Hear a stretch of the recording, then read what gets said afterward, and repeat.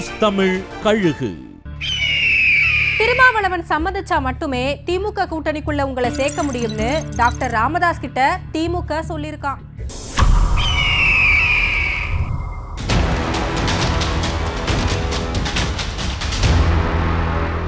திமுக மேல பாசத்தோட இருந்த ராமதாஸ் கூட்டணிக்கு போற முடிவை அறிவாலயத்துக்கு தெரியப்படுத்தினாராம். ஆனா அறிவாலயமோ நீங்க திமுக கூட்டணிக்கு வரணுங்கிறது தான் கட்சியோட விருப்பம். அதே சமயம் நீண்ட காலமா திமுக கூட்டணியில இருக்கிற திருமா பாமகவும் பாஜகவும் இருக்கிற கூட்டணியில விசிக இருக்காதுங்கிற கொள்கை முடிவை அறிவிச்சிருக்காரு.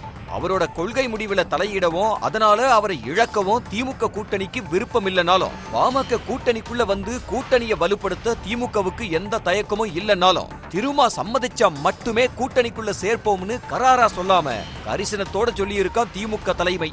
ராமதாஸ் மேல அண்மை காலமா திருமா எந்தவித எதிர்ப்பையும் காட்டல. அப்போலோவில இருந்த ராமதாஸை எல்லோரும் நேர்ல போய் நலம் விசாரிக்க திருமா மட்டும் நேர்ல போறத தவிர்த்துட்டு தொலைபேசியில நலம் விசாரிச்சாரு. இன்னும் திருமாவுக்கு ஏதோ தயக்கம் இருக்குன்னு புரிஞ்சுக்கிட்டு தான் அதிமுக பொதுச் செயலாளர் எடப்பாடி பழனிசாமியை ராமதாஸ் சந்திச்சதும் ரெண்டு பேரும் தனியா அரை மணி நேரம் அரசியல் பேசினாங்கன்னு பாமக எம்எல்ஏ சொன்னதும் நடந்துச்சு. இப்போதைக்கு ராமதாஸ் அதிமுக பக்கம் போறதுக்கான வாய்ப்புகள் அதிகம்னு சொல்றாங்க. கூடவே பாஜகவோட தமிழக தேர்தல் பொறுப்பாளரும் அப்போலோவில ராமதாஸ சந்திச்சதும் கூட்டணிக்கான துவக்கம்னு சொல்றாங்க. முதல் முறையா கட்சி நிர்வாகிகள் இல்லாம கரூர் விவகாரத்துல தன்னிச்சையா ஒரு முக்கியமான முடிவெடுத்திருக்காராம் விஜய்.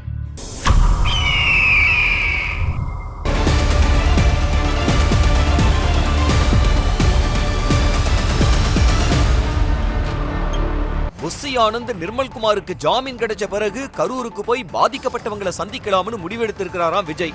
ஆனா அவரு தனியா வீட்டுக்குள்ள முடங்கி இருக்கிற ஒவ்வொரு நாளும் தன்னோட இமேஜ் பொது வெளியில சரியறத உணர்ந்த விஜய் உடனடியா என்ன செய்யணும்னு தீர்மானிக்க முடியாம இருந்ததா சொல்றாங்க.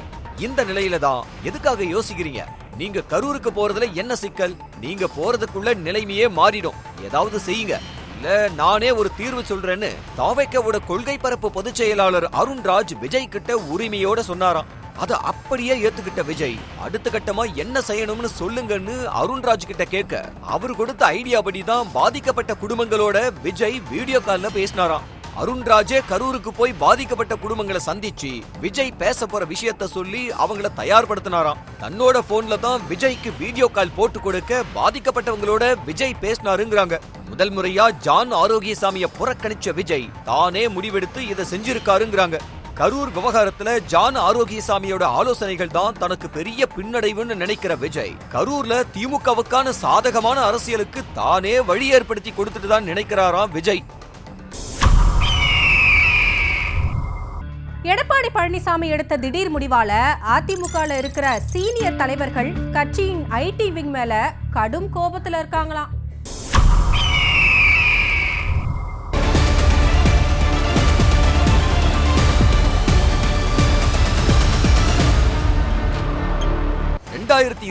தேர்தல்ல அதிமுகவோட பூத் கமிட்டி பக்காவா இருக்கணும்னு ஆசைப்படுறாராம் எடப்பாடி பழனிசாமி.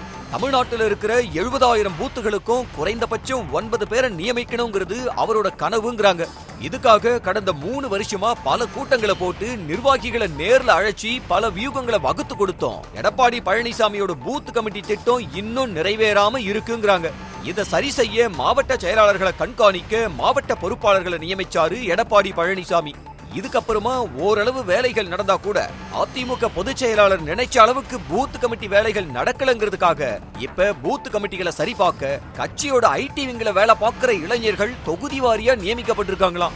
இந்த இளைஞர்கள் வயசுலயும் சர்வீஸ்லயும் சீனியர்களான மாவட்ட செயலாளர்களை கூப்பிட்டு இந்த வேலையை முடிச்சிட்டீங்களா, பொதுச் செயலாளர் சொன்ன மாதிரி ஏன் செய்யல அப்படின்னு துருவ துவங்கி இருக்காங்களாம். கட்சியில எங்களோட சீனியாரிட்டி தான் அந்த பசங்களோட வயசு, அவங்க எங்களை இப்படி எல்லாம் கேட்கறது சங்கடமா இருக்குன்னு புலம்புறாங்களாம். காவலர்கள் பொதுமக்கள்னு எல்லாரோட சென்டிமெண்ட்டையும் பதம் பார்த்து நோகடிக்கிறாராம் ஒரு சென்னை மாநகர IPS அதிகாரி.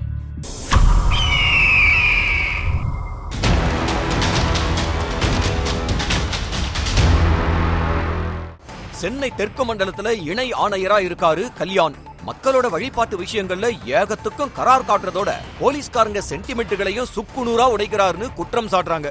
இந்து சாமி சிலைகளை ஐடல்னு தான் சொல்லணும். சாமி சிலைன்னோ விநாயகர் சிலைன்னோ சொல்லக்கூடாதுன்னு கண்டிஷன் போடுறாராம். விநாயகர் சதுர்த்திக்கு வழிபாடு செய்ய அனுமதி கடிதம் கொடுத்தவங்க கிட்ட அதுல இருந்த விநாயகர் சிலைங்கிற வார்த்தையை மாத்த சொல்லி ஐடல்னு போட சொன்னாராம். போன மாசம் நவராத்திரி விழா கொண்டாட ஆதம்பாக்கம் பகுதியில துர்கா சிலை வைக்க அனுமதி கேட்க அனுமதி கொடுக்க மறுத்துட்டாராம். அவங்க கோர்ட்டுக்கு போக 24 வருஷமா நடக்கிற விழாவை இந்த வருஷம் மட்டும் ஏன் தடுக்கிறீங்கன்னு உயர்நீதிமன்றம் கேள்வி கேட்டு அனுமதியும் கொடுத்துச்சான். இவரை பார்க்க போற போலீஸ்காரங்க கையில கயிறு ஏதாவது கட்டி இருந்தா அதை கழட்டி போட்டுட்டு என் ரூமுக்கு வான்னு உத்தரவு போடுறாராம். இவர் கண்ட்ரோல்ல இருக்கிற போலீஸ் ஸ்டேஷன்ல நல்ல நாளைக்கு சாமி கும்பிட்டா அதுக்கும் தடை போட்டு சாமி எல்லாம் கும்பிடக்கூடாதுன்னு வாய்மொழி உத்தரவே போட்டிருக்காராம். இவருக்கு கீழே வேலை செய்யற போலீஸ்காரங்க எவ்வளவு பனிச்சுமை வேணாலும் தாங்கிடுவோம், ஆனா இவர் கொடுக்கிற மனச்சுமைய தாங்க முடியலப்பா அப்படின்னு பஞ்சு டயலாக் பேசி நொந்து போறாங்களாம்.